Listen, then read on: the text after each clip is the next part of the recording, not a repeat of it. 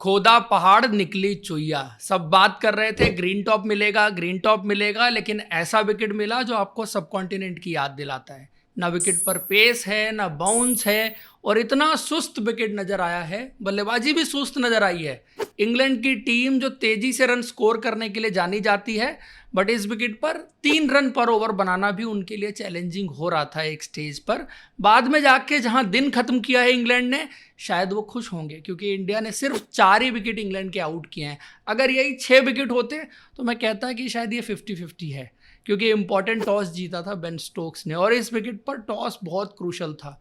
अगर ये green top रहता, फास्ट बॉलर्स के लिए ज़्यादा मदद थी फास्ट बॉलर के लिए, लेकिन जो पेस एंड बाउंस की कमी थी उसकी वजह से फास्ट बॉलर उस मदद को एक्सप्लॉइट नहीं कर पाए।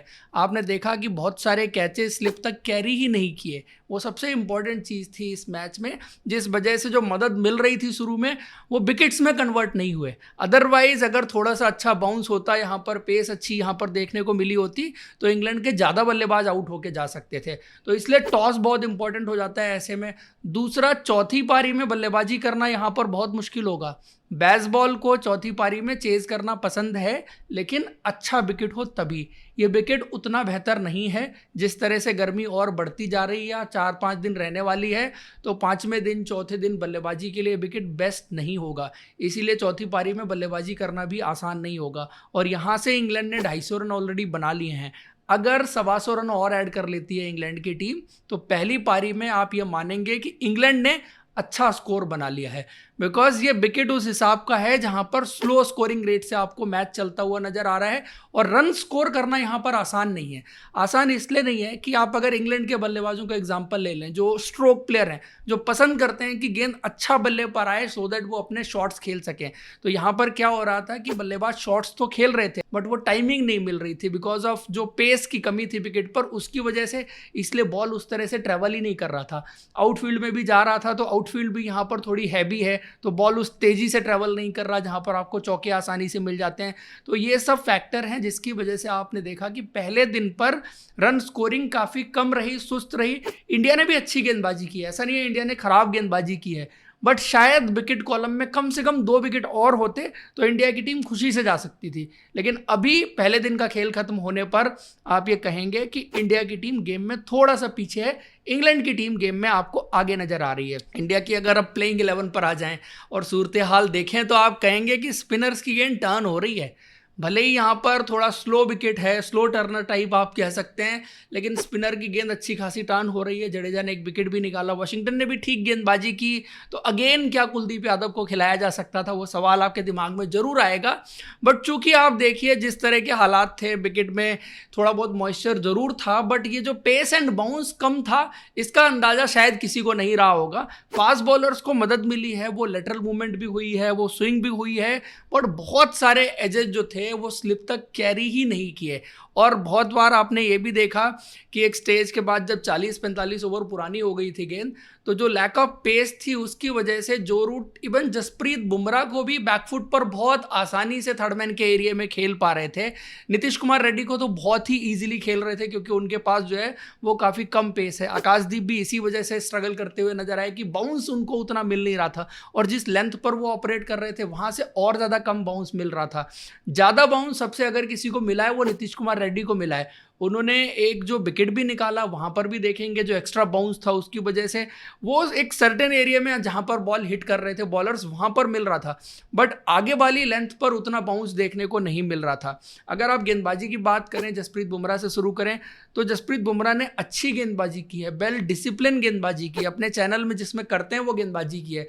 उनके नाम के आगे विकेट ऑब्वियसली और हो सकते थे, बट वही बात है, इंडिया ने थोड़ा देर से रियलाइज किया कि स्लिप की पोजीशंस क्या होनी चाहिए थी, थोड़ा सा आगे होने चाहिए थे स्लिप फील्डर। इंग्लैंड के लिए एडवांटेज रहेगा, उन्होंने पहले दिन पर देख लिया है कि स्लिप की पोजीशनिंग किस हिसाब से होनी है, यहाँ पर गेंद कैरी नहीं कर रही है। और अगर इंडिया ये चीज़ शुरू से सही कर पाती, कर कैसे पाती, क्योंकि आपको अंदाजा नहीं था कि कितना कैरी कर रही है, लेकिन बाद में भी इंडिया ने उस चीज़ को उतना बेहतर ढंग से करेक्ट किया नहीं है। जसप्रीत बुमराह ठीक ठाक गेंदबाजी करके गए, और हैरी ब्रुक्स का विकेट उन्होंने ने टाइमली जो है वो आके दिया। जिस तरह से वो सेटअप करते हैं, पहले उनको बैकफुट पे थोड़ा पुश किया और फिर आगे से गेंद अंदर लेके आए। और थर्ड कंसेक्यूटिव डिसमिसल है हैरी ब्रुक्स का, जो सेम पैटर्न आपको बनता हुआ नजर आएगा। पहले 2 बार पिछले मैच में आकाशदीप गेंद अंदर लेके आए थे और उनको एलबीडब्ल्यू और बोल्ड मारा था, और अब यहाँ पर जसप्रीत बुमराह ने सेम काम करके दिखाया। तो पहले उनको थोड़ा पीछे की तरफ पुश करिए, फिर आगे से गेंद अंदर लेके आइए। हैरी ब्रुक को आउट करने का मंत्र जो है वो ये आपको नजर आ रहा है। आकाशदीप की बात अगर करें तो यहाँ पर थोड़ा लेंथ क्रूशल है। अब आप देखो कि जो पिछला विकेट था वहां पर इंडियन बॉलर्स थोड़ा सा शॉर्ट नजर आए थे, सेकंड गेम में आपकी लेंथ सही थी। यहां पर आकाशदीप थोड़ा आगे की तरफ गेंद ज्यादा कर रहे थे, और अब जब ज्यादा आगे गेंद कर रहे हैं तो आपको बाउंस वैसे भी कम मिलेगा। आपको थोड़ा सा हिट करने की जरूरत थी यहां पर भी, और सी मूवमेंट पर अगर आप रिलाय करते हल्का सा शॉर्ट लेंथ पर आके तो आपको थोड़ा एक्स्ट्रा बाउंस मिल सकता था, जो कैरी हो सकती थी गेंद वहां पे। तो वही चीज है। और जब आप थोड़ा आगे की लेंथ पर कर रहे हैं तो एक्स्ट्रा पेस भी बैट्समैन को मिल जाती है, because into the wicket ball कर रहे हैं तो वहां पर हल्का सा पेस कम है, तो वहां पर टाइम करना मुश्किल है। आप आगे वाली लेंथ पर बॉल को टाइम करना थोड़ा सा आसान है, इसीलिए आप आकाशदीप का इकोनॉमी अगर देखेंगे वो आपको सबसे ज्यादा नजर आएगा, क्योंकि उनकी लेंथ थोड़ी सी फुलर साइड पर रही है, जिसकी वजह से शॉट्स मेकिंग या ड्राइविंग उनके खिलाफ आसान रही है। और ड्राइविंग के साथ उसमें बहुत सारे शॉट्स ऐसे भी हैं जो थर्ड मैन के एरिया से गए, जहां पर बॉल कैरी नहीं करी और वो चौके फिर वहां से भी गए हैं, तो वो भी एक चीज है जो यहां पर प्ले में आती है। सिराज ने अच्छी गेंदबाजी की, बट शायद आज जो मेन और सबसे इंपॉर्टेंट गेंदबाज इंडिया के लिए वो नीतीश कुमार रेड्डी, और इससे बेहतर खबर नहीं हो सकती, इससे बेहतर चीज नहीं हो सकती जिस तरह उन्होंने आज आके गेंदबाजी की, और बराबर से बाकी 3 फास्ट बॉलर के उन्होंने गेंदबाजी की। तो इंडिया के लिए बहुत अच्छे साइन है, अच्छे चैनल में उन्होंने लगातार गेंदबाजी की, और प्लस जो मूवमेंट उन्होंने दिखाया, जो सीम प्रेजेंटेशन नजर आ रहा था कमाल का। और इसका जिक्र मैंने पिछले मैच में भी किया था, जब उनकी पिटाई हुई थी तब भी मैंने कहा था कि उनका सीम प्रेजेंटेशन अच्छा नजर आ रहा है, और उनको थोड़ा जल्दी अगर कैप्टन गेंदबाजी के लिए लेके आते हैं तो फिर अच्छा रहेगा। और जल्दी लाए भी थे आज उनको जल्दी लेके आए, उस वजह से उस वक्त गेंद में हरकत भी थी। और इस विकेट में आपने देखा कि मूवमेंट थोड़ी थोड़ी सी होती रही है, बट उस मूवमेंट से विकेट में कन्वर्ट नहीं हुई। वो जो अच्छी गेंदें थी वो विकेट में कम कन्वर्ट हुई, बिकॉज वो एजेस कैरी नहीं किए, वो सबसे बड़ी प्रॉब्लम रही इस विकेट पर। तो वो एक चीज़ रही। सिराज लास्ट में थोड़ा सा मुश्किल में दिख रहे थे, शायद हैमस्ट्रिंग या जो भी प्रॉब्लम थी।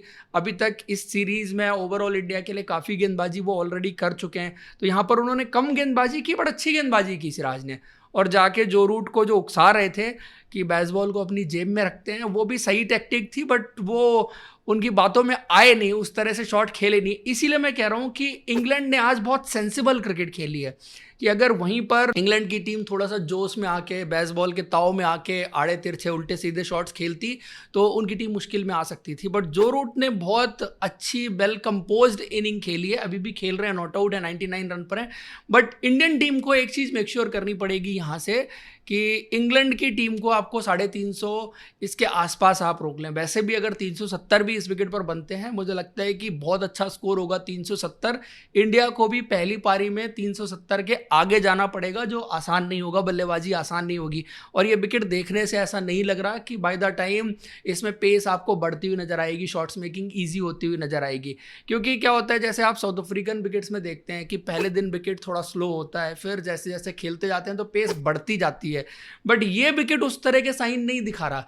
ये विकेट स्लो इसलिए नहीं है कि यहां पर मॉइस्चर है उसकी वजह से ये विकेट स्लो है। ये विकेट जो है वो ड्राई है, काफी हद तक ड्राई है, और जो घास पहले आप देख रहे थे वो घास नहीं नजर आई है आज के दिन पर जो आपने देखा। बट फिर भी लॉट्स में थोड़ा बहुत जिस तरह से फास्ट बॉलर के लिए मदद रहती है वो चीज थी। बट जो ड्राइनेस ऑफ द विकेट है उसकी वजह से स्पिनर्स को भी ठीक ठाक मदद मिली है। सामने से बॉल अच्छा खासा जो है वो आपको टर्न होता हुआ नजर आया। जडेजा का बॉल अच्छा टर्न हो रहा था, जिस वजह से उन्होंने विकेट भी निकाला, और दोनों बॉलर्स ने अच्छी गेंदबाजी की। चूंकि ये पहले दिन का विकेट है तो, और दूसरी चीज की वो शार्प टर्न नहीं है, थोड़ा स्लो टर्न है। जडेजा चूंकि तेज फेंकते हैं तो उस वजह से आपको जडेजा से शार्प टर्न देखने को मिल रहा था। अदरवाइज कोई नॉर्मल गेंदबाज अगर गेंदबाजी करेगा 80-85 की पेस पर तो उस तरह का शार्प टर्न देखने को नहीं मिलेगा, जो एडजस्टेबल है, इजीली एडजस्टेबल है। क्योंकि पेस विकेट में कम होती है तो बैट्समैन को जो फ्रैक्शन ऑफ सेकेंड एक्स्ट्रा मिलता है तो उसमें उसके आउट होने के चांसेस भी कम होते हैं। At the same time shots making थोड़ी सी मुश्किल बनती है, क्योंकि टाइमिंग उस तरह से बल्लेबाज को मिलती नहीं है। तो रूट एक तो जबरदस्त बल्लेबाजी कर रहे हैं, दूसरी तरफ बेन स्टोक्स भी सेट हैं।